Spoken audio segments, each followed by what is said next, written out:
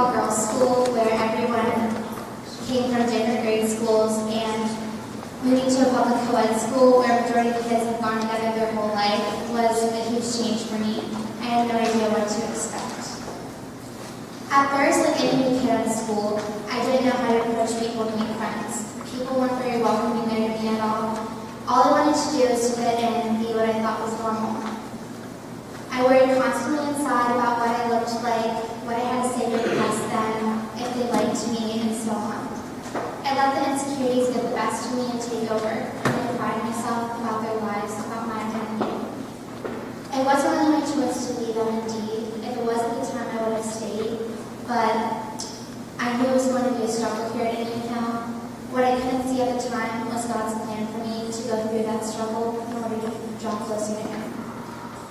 As Christmas and the New Year approached, I reached an all-time low. This emptiness was inside me. The funny thing is, the reason why I felt so low and empty is because I finally felt acceptance from everyone. What I thought I wanted. I had fun friends at school. It was easy for me to walk down the halls, and I always had something to do on the weekends. I always knew that something was missing though. I knew that partying constantly, going out on the weekends, and surrounding myself by these people would make me happy temporarily, but I knew that it was never going to really satisfy me because they had something missing. On the inside, I was really angry with myself because I knew that I was called to be more, and that I had just settled into the world to be a norm. I was lost within myself, and instead of looking at God, who knows me better than I know myself, I chose to look at people who I barely knew to try to define me.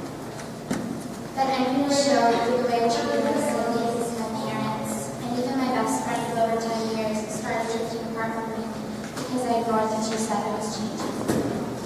I knew I was, but I didn't want to admit it. So I just kept lying to myself. I had people reaching out to try to help me in so many different ways, but I was so selfish and bitter that I took for granted all the people that cared for me the most, and I just kept pushing them away. I treated God like a dead object and would always push him to the side.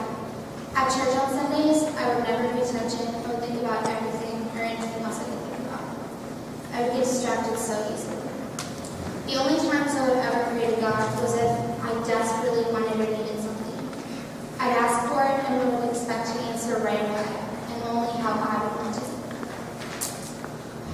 I would go to youth group occasionally, only because I was forced by my parents since I went to a public school. Occasionally some of my friends went too, but it wasn't something I was into, and I felt like it was useless and I didn't get anything out of it. At the time, I didn't realize it, but looking back, I realized that was because I didn't care, and why would you put something into something you didn't care? Everything built up inside of me.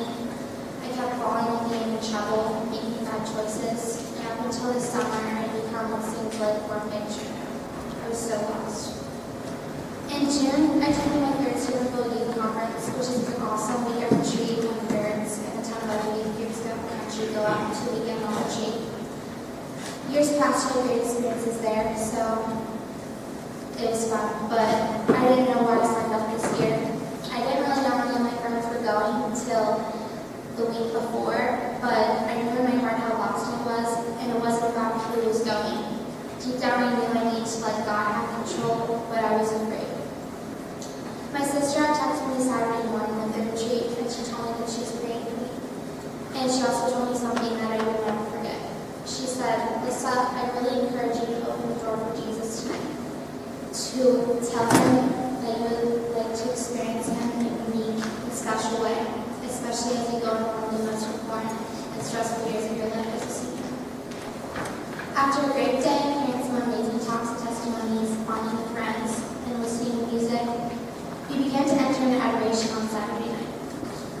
When adoration started, we began, and Jesus approached the monstrance. It wasn't about the music playing or my friends turning on TV, but all I can remember is the MC saying, "If you are ready to break free from the chains that have been binding you for so long, to be unbound and let go, to stand up and commit your life to Jesus Christ, now is the time to say yes and obey your life to him."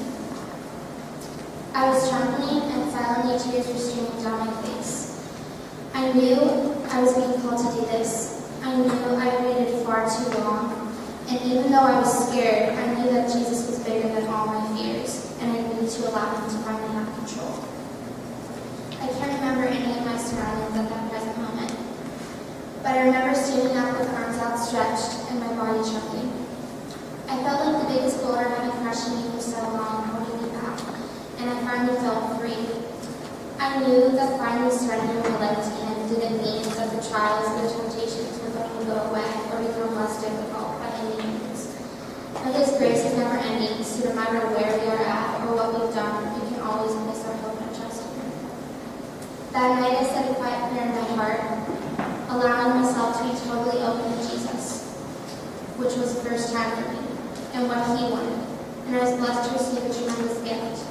I received the gift of joy, which is one of the gifts of the Holy Spirit that can occur during adoration.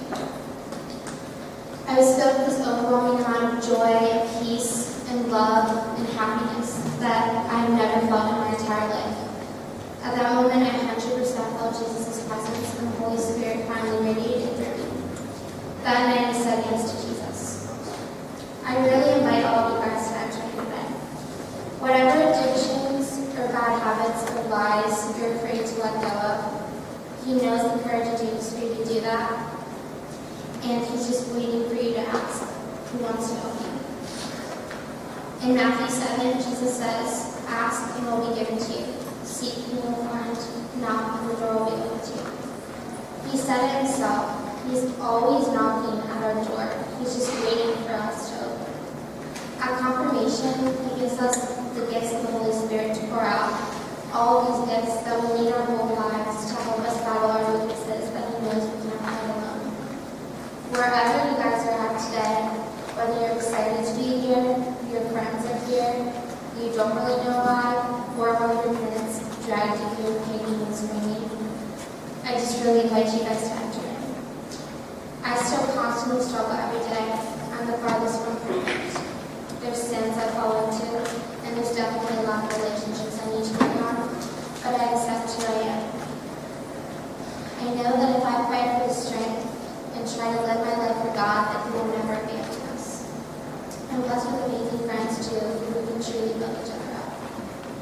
Thank you guys for letting me share my witness with you. I hope you all have an awesome retreat. I'm so glad to be a part of your guys' journey.